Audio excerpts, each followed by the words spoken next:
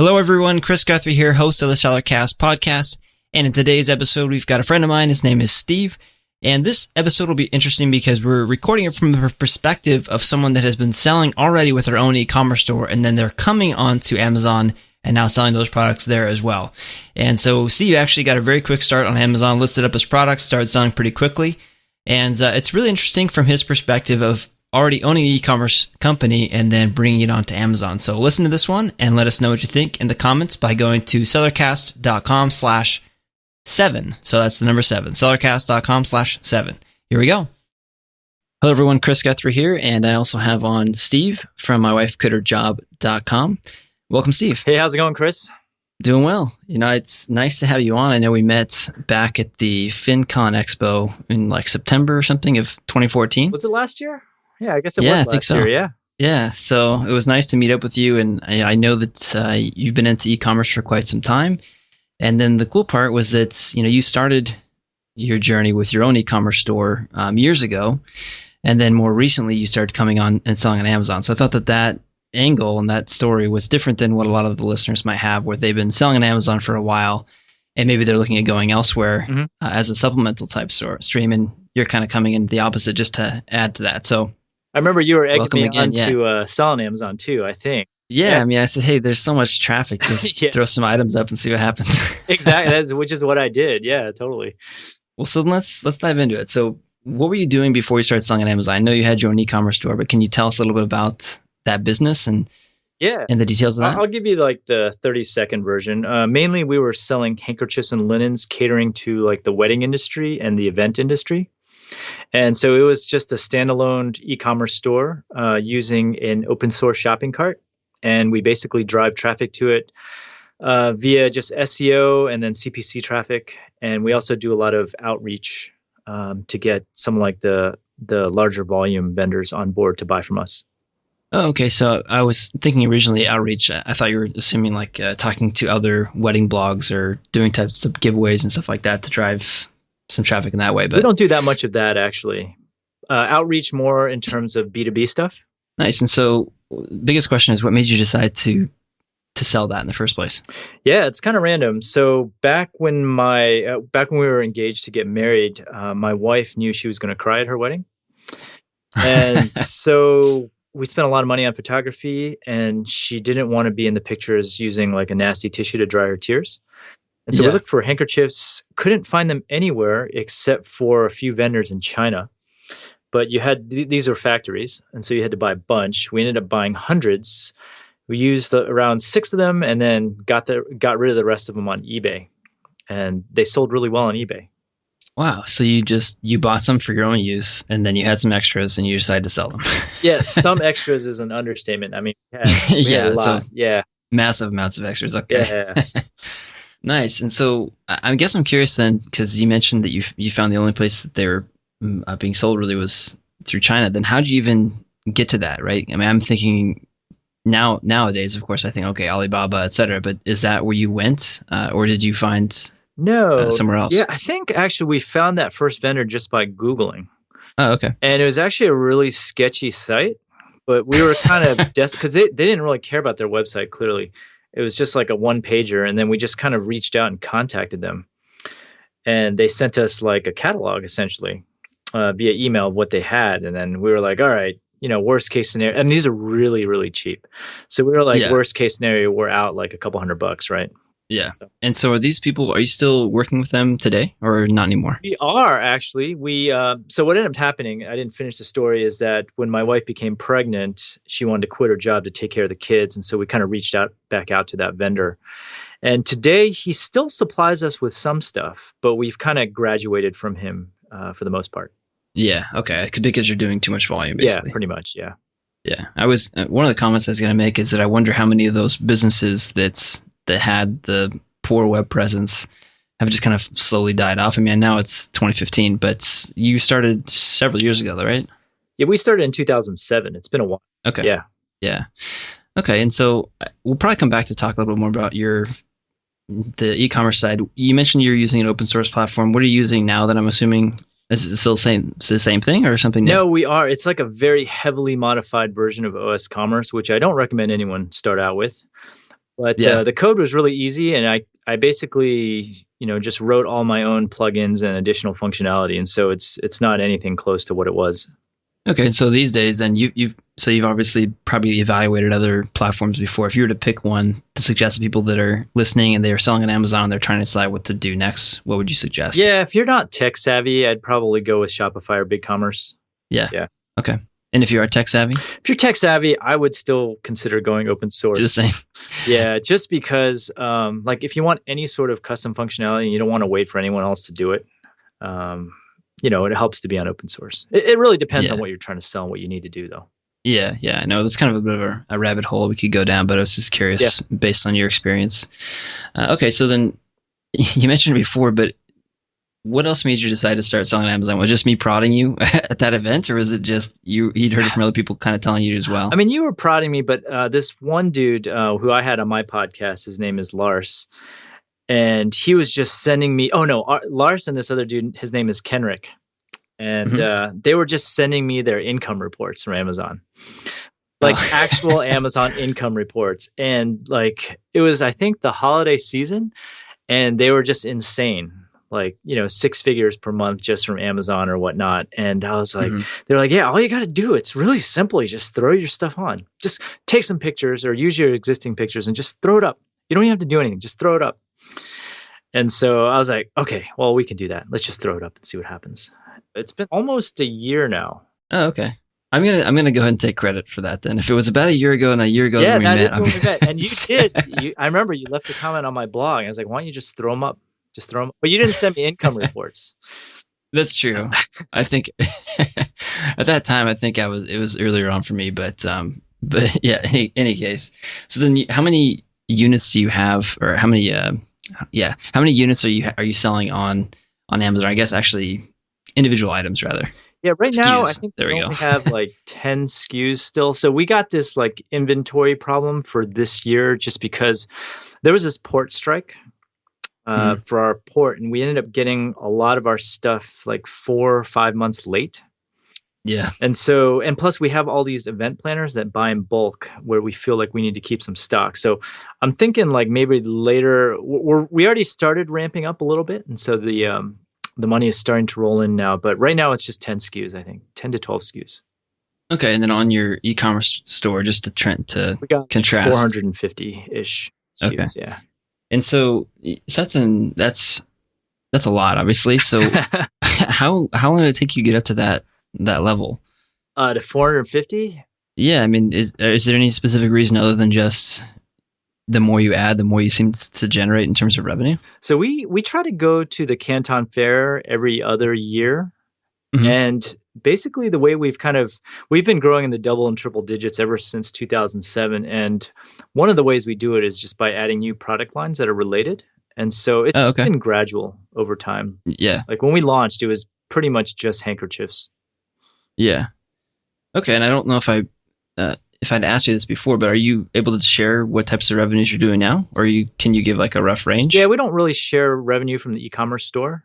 So, but we started out with 6 figures, and you can kind of piece things together if you look at the income reports on the blog. So, you had you had done those before. Okay. I mean, we just do percentage increases, but you can get an idea if you were to dig back. Yeah. Okay. Well, then what about on the Amazon side? Are you able to share that part since it's a smaller component? Amazon, I can say that it's single digits compared to our overall revenues. When we first started out, percentage wise, when we first started out, I think we sold our first 60 units in a week. Oh, wow. And with no reviews, nothing. I didn't even try to do anything. It was really ridiculous. And then we pretty much got up to 6,000 a month almost right away. And it was flat for a while because we didn't have any inventory. And it's been increasing since, I would say, May of this year. Since then. Okay. And so do you share your specific Amazon, the listings for your Amazon business? I know you share your e-commerce website. Actually, I should have mentioned that at the beginning. Can you share that then? I guess the e-commerce website. Yeah. It's bumblebeelinens.com. And we actually don't try. You know how a lot of Amazon sellers are really hush-hush about their products? Yeah. Ours are just the same products we sell on our store. And they aren't like the high volume bestsellers. You know what I'm saying? It's not like we did research on Amazon to find those products. We basically took what we had in our store and just listed them on Amazon. Yeah. And I figured, I mean, in a lot of cases, that's still that is a really solid strategy, I think, for some people to just not really go after the super competitive stuff and just go for a lot of SKUs that can do collectively a large volume. I know a lot of people that are doing that have just kind of focused on that strategy as opposed to trying to hit the home runs. Yeah, I mean, I don't think, from a third-party view, like anyone would be trying to sell our products, because I've talked to a whole bunch of different Amazon sellers and talked about like their niche criteria. And in general, it's going to be much larger volumes than some of our individual products. But, once we get all 450 up there at some point, it's all going to add up. Yeah. So what are some of the other criteria that from the other sellers you talked to, just to give a context, I guess, in terms of... Oh, yeah. So, for example, like one seller I talked to likes to look for products that sell at least 10 per day. Mm-hmm. Another seller likes to see revenues on the order of 20,000-ish per month for an item. Okay. Reviews in like the low hundreds across the front page. Stuff like that. And an even distribution of revenue. Yeah, making sure that all listings are actually selling. Yeah, for the most part, yeah. Yeah, that's key too. Cool. And so with 450 SKUs now, is it pretty much, so it's all your brand, right? You put your own brand onto these? That's correct. Okay. Yeah. And the other question I had too is that, are you reselling other products as well, or is it just those? You have your own brand on it, basically. All of them have our own brand, except for a few of our products where we're selling just kind of domestic wholesale. And we're doing that just to kind of even out some of our categories. Okay. Yeah. Cool. And then you've been selling for so long now. I'm curious, just because at the stage you're at, you've probably been looking down the road for quite some time. I mean, what are your ultimate goals for this e-commerce business? I mean, what do you think you want to do with it? Is it just keep running it and enjoy building it further and further? Yeah, that's a really good question. So in a way, like my e-commerce store and my blog and my course and all that stuff are all related. So I kind of treat it like a laboratory. So whenever something comes out, like Pinterest ads or whatnot, I try it on the store and then I write about it. And so I really enjoy the marketing aspect and the business side of things. Rather than, whatever we're selling. Like, I don't care for like handkerchiefs or linens or whatnot. Yeah. But what I do care about is like different ways to market it. And so I foresee myself at least continuing on with it just for the fun aspect of that. That's cool. I like that it's more about the marketing challenges and just the new ways that you can find channels to drive traffic. Yeah, totally. Than necessarily caring about the products. I mean, do you think if you were to tell someone that's starting out, do you think it's just, hey, don't worry that much about what you're selling? Or do you think now that you've been up and selling, would be a good idea to care about what you sell? Yeah, no, I mean, it totally matters, right? I actually got a little bored of Amazon because you just list it and you get a few reviews and then you run pay-per-click and like the Amazon pay-per-click, right? I don't feel like there's much to it compared to like running your own shop, right? Mm-hmm. So I don't know where I was going with this, but when you run your own shop, it's like there's a whole bunch of different things that you can do. That's just really interesting. Yeah, I mean, there's stuff you can do. I mean, a lot of what you talked about, like Pinterest ads and all that, you can do on the Amazon component, but then you're driving it through traffic, like an intermediary page to build an email list, and then you're giving them a coupon code to leave a review or something. But again, lots of that stuff doesn't really apply unless you're selling more competitive products, which in your case, you mentioned you don't have to do that. So yeah, I can see how it would be kind of really just put your products up, get some nice photos, perhaps. I'm not even sure. Are you using all the photo slots for your listings or not even? No, we are. Yeah. Okay. Yeah. And then have you written out like a listing, like the actual listing or something as well? Bullet points and description? Yeah, of course. Okay. Yeah. The thing with, I wasn't sure. Yeah. with Amazon is you can't really see the results of your ad spend, right? Like I could drive traffic to an Amazon listing, but it's not like Amazon's going to let me put a conversion pixel on their site, right? Yeah, no. And that's where you have to kind of do it in the sense of sending it somewhere else first to pre-qualify it and then sending them on. Like you could track if you did that. Special coupon code maybe. Exactly. Yeah. So you could track in that way, but yeah, that is a bit of a challenge and they don't, I think people have tried to do that. There's some gray/black hat stuff people tried to do that, but yeah, they don't They unfortunately don't let you do that. Do a tracking pixel. But you can only see your conversions within Seller Central and the reporting in there. It sounds like too much work to track the ads. I mean, it's, when you do it for your own site, it's just all there nicely collated for you on whatever platform, right? So yeah, and I think this is kind of where it's like we're coming from different backgrounds, and so it's funny hearing it from your perspective in terms of Amazon's not that much work, and it's just kind of funny. Not work, but it's less, like, there's less to it. You know what I'm saying? I feel. Yeah, I could be wrong. Maybe I've only scratched the surface, but yeah, I mean, it's probably still a little bit early, but it really will depend a lot on what it is you're selling and how competitive it is, right? Because if you're selling like top 100 items, then there's all sorts of crazy stuff that happens there. Yeah. Because I talk to people that are doing those, and it's Did I tell you that like some Amazon vendor took all of the SKUs on our regular website and put them on Amazon, stealing our pictures and product descriptions without our permission?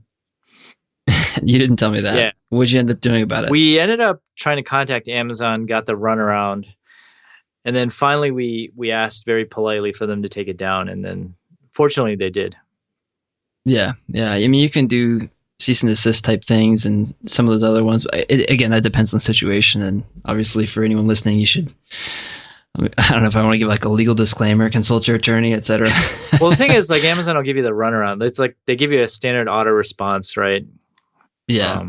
I can tell you a lot about horror stories, but this is probably not the objective of this podcast.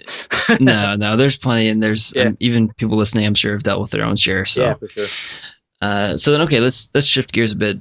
What are you doing then for handling the inventory for your Amazon products? Are you sending it into FBA, or are you just using your own fulfillment? No, we're using FBA for sure.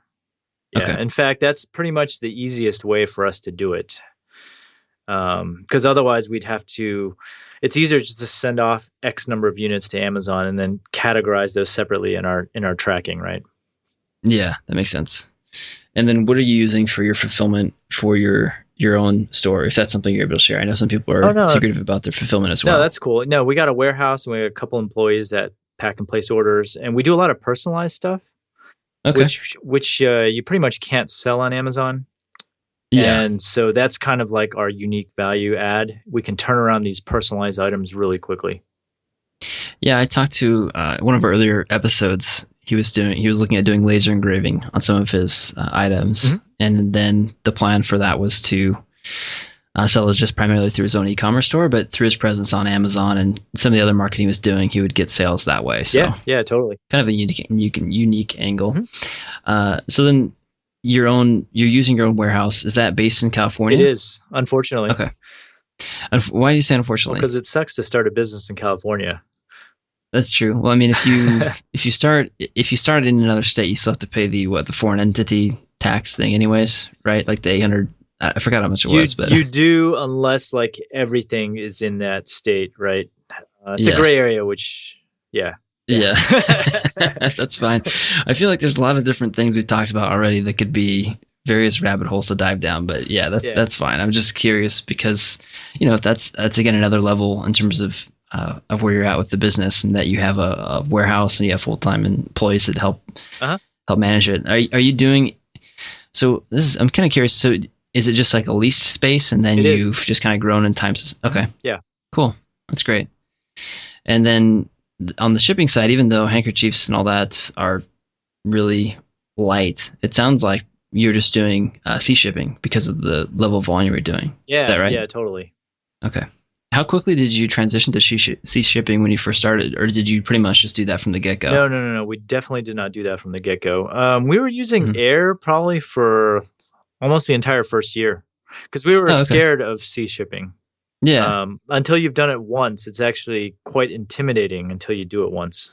So are you using like a freight forwarding company to handle that, or had you in the past, or is it now pretty much all something you guys handle? No, we just use our vendor's freight forwarder typically. And then once it gets here, we have our customs agent kind of arrange to get our goods from the port to our office. Okay. Yeah. That's cool. Yeah. I mean, the reason why I was curious, I've never done sea shipping before. And so, it is something that I've talked to a lot of people that do it, and they say, the first time it's new, just like anything else. But air is what I primarily had been doing before, and had suggested just for people that are starting out so they can get their units more quickly, but it makes sense once you've got more volume. I mean, it's so much cheaper. Like once you cross, I Yeah. think like 200 pounds, maybe I would say, it's substantially cheaper. Okay, so that would be a good benchmark for people that are right now air shipping. You'd say once you pass 200 is because air shipping, as things get heavier, it increases like linearly. Whereas with sea shipment, you're pretty much getting a container, right? And whatever you can shove in it, doesn't matter what the weight is. Yeah, that makes sense. So primarily, would you say most of your time is spent on the actual e-commerce side of your business, and then you probably don't even do much at all for the Amazon side, or how is your time split for that part of the business? Or is that what your wife primarily is working My on? wife primarily handles that stuff. I mainly handle like marketing and mainly marketing and on all the tech stuff for the online store. My wife is more involved in like the day-to-day stuff and managing the employees. Oh, So okay. she actually manages like the Amazon stuff, making sure like the inventory is there is inventory on Amazon most of the time. Okay. Yeah. And so is she back to working full time? It's kind of a personal question, but the only reason why I asked is because you mentioned that she wanted to quit her job, and then it's almost like maybe the success then brought her back to working on it or something. Yeah, I put her to work again. I tricked her. No, so she actually mainly works there in the mornings, and then the afternoons. I don't know if your kids are in school yet, but no, not yet. They're young, not school age, but yeah, elementary school gets out pretty early, so it just leaves her a flexible schedule where she can go and hang out with the kids in the afternoon and that sort of thing. Oh, that's perfect. So it's been good. Yeah, she still does work, maybe 3 to 4 hours maybe a day, but she mainly the afternoons she spends with the kids and that sort of thing. So we're pretty autonomous at this point. So we've taken a bunch of vacations where our employees have just handled the entire load while we were gone. So I mean, so 2007, right? That was when you started? Mm-hmm. Yeah. Yeah. So at what stage did you start implementing some of these things to be able to free up more of your time? Yeah, that's a good question. So maybe it's going too far back, but I'm just curious because, again, a lot of people are listening. They're just starting out. They might have a few products they're selling, maybe just on Amazon, and then they're looking at going elsewhere. And so I think hearing from someone that's been there and been selling for a while is kind of a new it was all in our house approach back then. And the way we did it was we would just pack everything at night after the kids went to sleep. And that worked out really well. We didn't actually get our own office space until several years later, I think. So we actually had employees, though. They would actually just come to our house and pack stuff in this room that we had sectioned off for it. Oh, wow. So, yeah, that's the way it worked. And then it was in our house for the longest time, and our garage was like the warehouse. Oh, okay. Yeah. And then, of course, when we had our second child, my wife was like, all right, all this stuff's got to go. Yeah. and then do you think that did that then set off another stage of growth, maybe greater than the previous time before? Just thinking that just shifting it out and kind of making it more, I don't know if professional is the right word, but the sense that you're here, I'm expanding out where you can't see me because we're not doing a video chat, but I'm air quoting, like a real business, I guess, where you're out of not home type of thing. Yeah. So what's funny is for a little bit, like I was a little hesitant to grow the revenues because we would outgrow our house. So yeah. And so in that respect, once we moved to a different space, like I had a lot more freedom to try like a whole bunch and like really go all out with like advertising, especially. So in that respect, we grew a lot, I think, once we moved to an office building. But on the flip side, we started incurring additional costs that we didn't have before, right? Yeah, of course. So it kind of growth was, I think it was just mediocre when we first started with the office. And then I think last year, like we grew our revenues, I think almost 20%. I don't remember the exact percentage. It was double digits, but we didn't actually grow profits that much because we moved into a larger space. We had another employee on board to just kind of handle like the holiday rush. So it's been just kind of a gradual, we're still growing revenue wise, but occasionally when we expand, we have to divert some of that revenue into the growth of just the infrastructure. Okay. Yeah, that makes sense. And then I assume once you've incurred those fixed costs, then once you can grow the revenue even further, then you'll probably add back on that profit. Yeah. So but then it's kind of that balancing, right? Then you're going to need another bigger space, right? Yeah, that's the thing. Yeah. So 2015, I mean, we're growing like at 26% or something like that because, we don't have that overhead addition this year. So it's like pedal to the floor again, so to speak. Yeah. That's great. Okay. And, there's a lot of different, the thing is too, when we talked ahead of time about this podcast and I said, hey, here's some ideas that we could talk about. I was like, well, there's so many different directions that we could head because you've been selling for so long. Maybe you know better than I do. I mean, what would you suggest to new sellers that maybe they're selling on Amazon and they're looking at selling on their own e-commerce store? You already talked about what platforms you'd suggest, but what would you suggest for them to try and start driving traffic to that or driving initial sales? I mean, would it pretty much just be paid traffic? And if so, which paid traffic? You mean if they're starting on Amazon, what I would advise them to do? Or well, sorry. So let's say they're selling on Amazon now, but they're looking at expanding into their own e-commerce store. Oh, okay. You mentioned before, what platform you suggest, either Shopify or BigCommerce if they're not technical. Mm-hmm. But then what would you suggest that they can do to get their initial traffic? I think that's part of what people hesitate from moving off Amazon because they're so used to this I know, tornado of free traffic. The drugs, yeah. Yeah. So I would say, let's say you're doing like 1,000 a month, which isn't that much on Amazon. I would, and you've kind of validated that your stuff's going to sell. I would then transition to your own shop. First thing I would do, and it really depends on your product. If it lends itself well to like query-based advertising, then I would consider just running AdWords or Google Shopping. Google Shopping ads actually convert really well. Is your audience familiar with how those work? Or go ahead and get into more depth. I mean, okay. I think that it really, really will vary, but maybe we could just spend most of the rest of the time talking about paid advertising stuff. Yeah, sure. So Google Shopping, if you've ever done a few searches, you'll notice like pictures of products come up with their prices underneath them. And those are ads that basically take you to an online store, essentially directly to that product. And those convert really well because the customer has seen the product and they know the price. And so if they're clicking on that ad, chances are they're interested in purchasing that product. Mm-hmm. So those convert really well. Okay. There's a bunch of there's a bunch of services like that out there that are like that as well, and they convert really well, like Nextag, Price Grabber. Amazon has product ads, but they're phasing those out for another form of text-based advertising, which I'm kind of in the process of looking at right now. And I mean, the one thing that I do know from, I'm not a huge paid traffic guy, but the one thing that I know from talking with friends of mine that are is that a lot of times it's all about finding the new platforms or whatever's new basically, and then getting onto those as quickly as possible. So I'm assuming that, Google's the oldest pretty much, but what other platforms have you been running ads on? Yeah. Bing. I started doing Facebook ads for e-commerce, which is a lot different than doing it for info products. Pinterest ads I've been running now for a couple of months, and I'm getting ready to write a post on that at some point. But it really depends on what your niche is. Like some products just don't lend itself well to like query-based advertising, like AdWords, simply because like the keywords are just too expensive or too competitive. Yeah. And so if your keywords are if your products are like that, but they're unique in some way, Facebook advertising tends to work pretty well.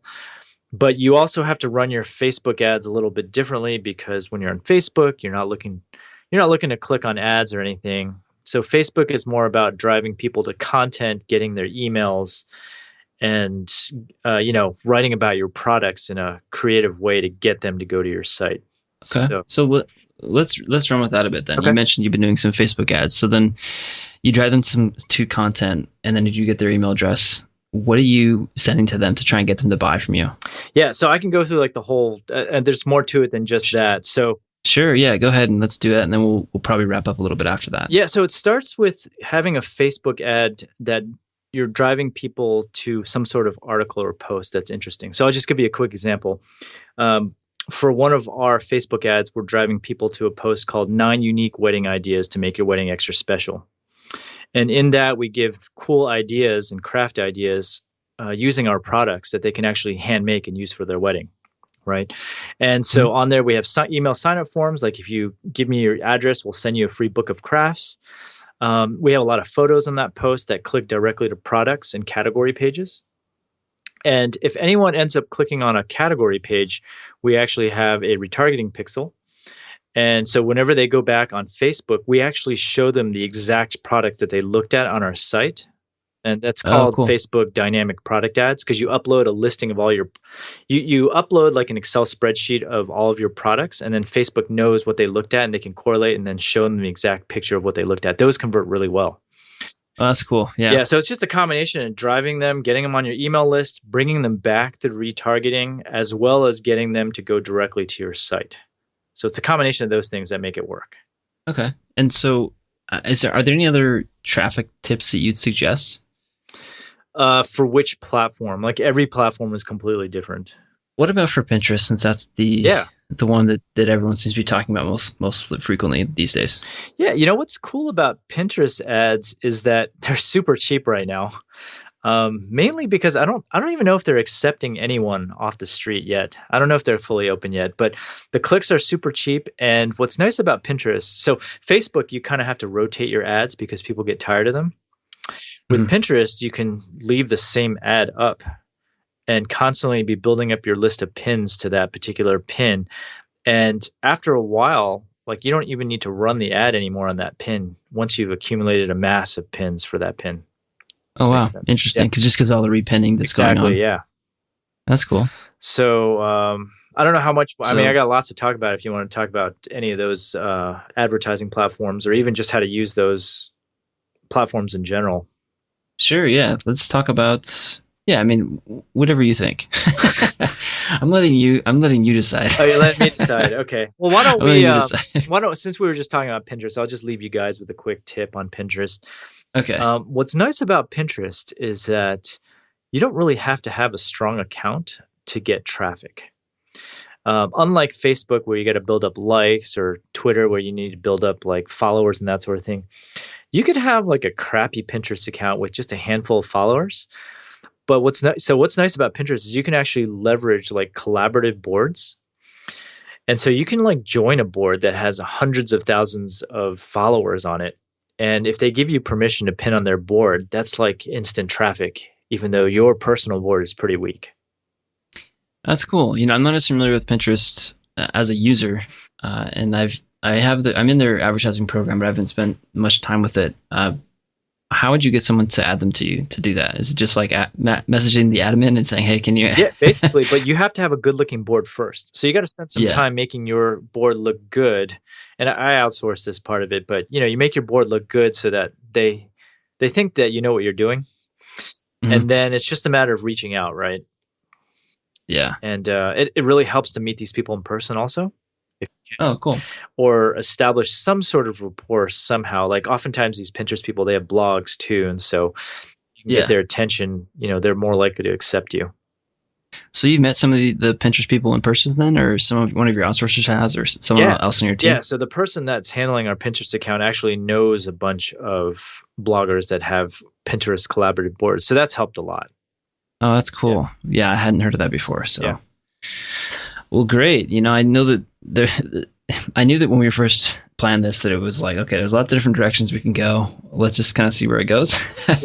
But hopefully it's given people some insight into some of the different challenges that you might face when you're growing your business, and also just, where to maybe go. If you're at that spot where you feel like you've plateaued and you're not really sure what to do next, then I think there's a lot that you gave that people kind of come back and decide, okay, let me just pick something and get after it, whether it's a new advertising platform or getting their Shopify store, BigCommerce store finally set up and going as well. So yeah, I mean, we didn't even touch on email, which you can do a ton of stuff, once you have someone's email address. So yeah. We'll have to, maybe we'll do a second episode then. So well, cool. So thanks so much, Steve, for coming on and sharing what you've learned from selling from selling for so long, e-commerce. So thank you so much. Yeah, thanks for having me, Chris. All right, hopefully you enjoyed that interview with Steve.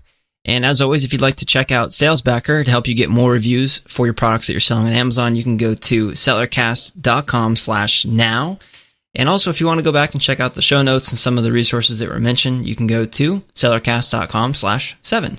So thank you so much for listening to this episode, and we'll see you in the next one.